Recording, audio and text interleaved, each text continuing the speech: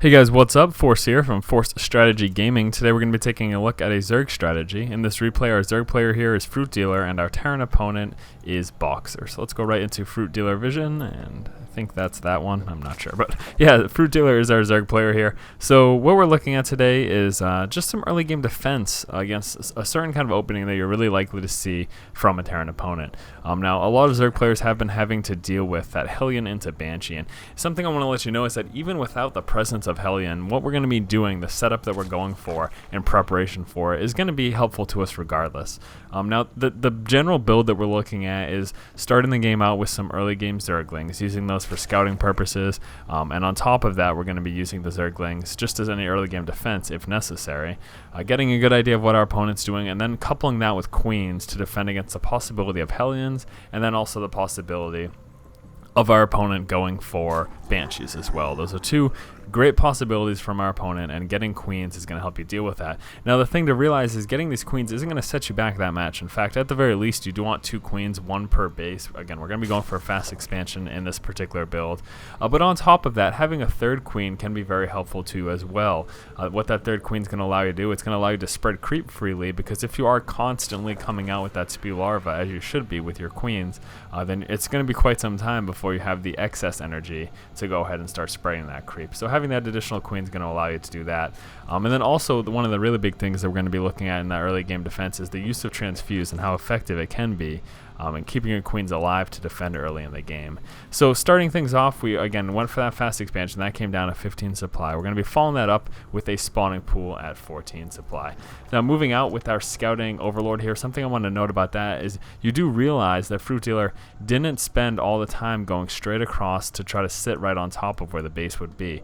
All you really need to do is skirt along the edge, because in this path you are going to see if he is there.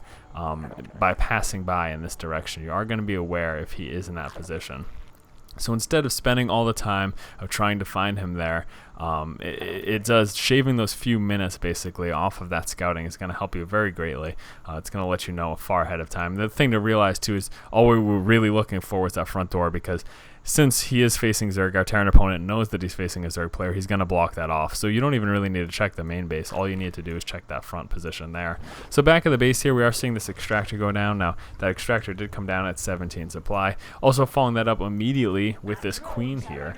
Now, first Queen, obviously, the reason we're getting that is because we want the Queen up as quickly as possible. As soon as that spawning pool is up, and nearly whatever build you do as Zerg, you are going to want to come out with that Queen right away. Getting that spew larva as soon as possible, very, very helpful.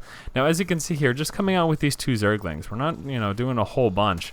We just need enough to be able to scout, to be able to deny any scouting from our opponent, and just to help defend in any sort of early push. If we saw like a big group of Marines or a few Marines and Marauders coming out, then we would decide to make more units. But until then, we can just get our Queens. You can see getting a Queen here at the expansion as well.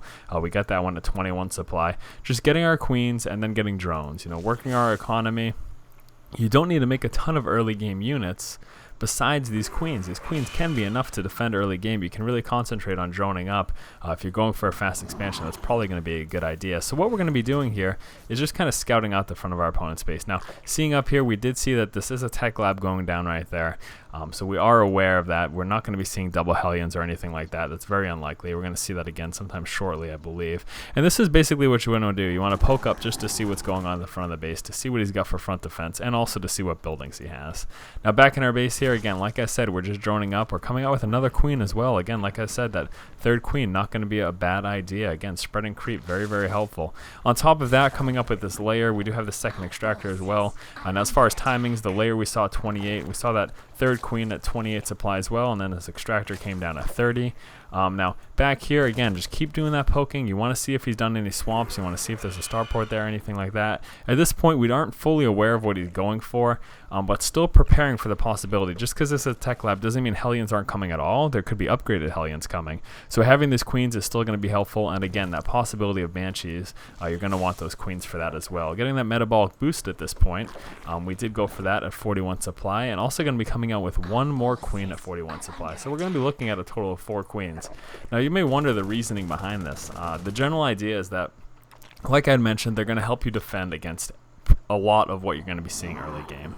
And the transfuse is absolutely huge, but something I really want you to notice, taking a look at the timer here, we're almost at 7 minutes in game time, and we have yet to see, there we go, there's that Banshee, we have yet to see any units made besides those initial 2 Zerglings, and that's something to really think about. You don't need to mass up this huge army until you see your opponent doing something. If you're scouting at the front of his base, you are well aware ahead of time if he pushes out, also grabbing these Zelnaga towers that allowed us to see these Banshees moving out. So at this point, we're going to be rallying our queens up, changing this Overlord into an Overseer just in case he has that Cloak researched, and we just want to hold on to our queens right here.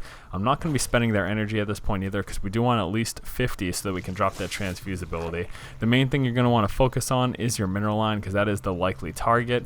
And then also the big note is as soon as we got up this layer, we came out with that Spire that came down at 43 supply. So we're getting prepared to have these units. Again, we haven't made many units at all, just these 2 Zerglings. Besides our drones and our queens, that's all we've been focusing on.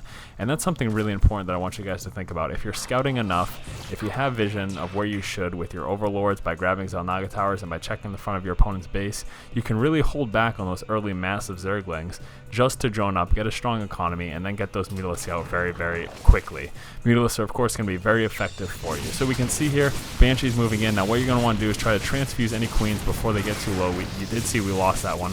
Obviously, ideally, you like to avoid that. Just keep doing the transfuse. Target fire these Banshees down as quickly as possible, and you can see how very effective queens can be against Banshees early game. If you have enough energy to transfuse, you can really be in a good spot. Should be able to take out this Banshee pretty much no problem as well.